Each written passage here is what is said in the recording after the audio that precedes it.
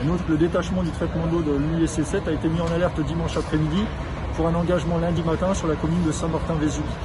L'objectif pour nous était d'assurer la production dans le cadre du renfort du dispositif mis en place par les sapeurs-pompiers pour assurer une alimentation en eau potable et en eau sanitaire pour une population d'environ 5000 personnes.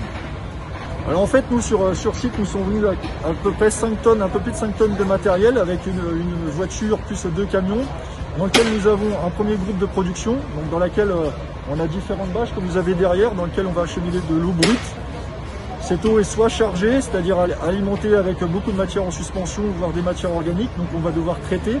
Ce traitement va se faire par l'intermédiaire du groupe de distribution que nous avons derrière nous, donc qui va nous permettre d'assurer une décantation de l'eau et par la suite une filtration. Derrière, une fois cette phase de filtration, nous aurons une chloration de l'eau qui sera effectuée et puis nous basculerons l'eau en bâche de stockage. Actuellement, nous avons positionné 3 bâches avant de pouvoir passer en groupe de distribution. Ici sur site, nous avons donc un moyen qui s'appelle l'ensacheuse qui nous permet de mettre en sachet, on va dire, pour pouvoir assurer une distribution en individuel. Donc nous faisons des poches d'1 litre.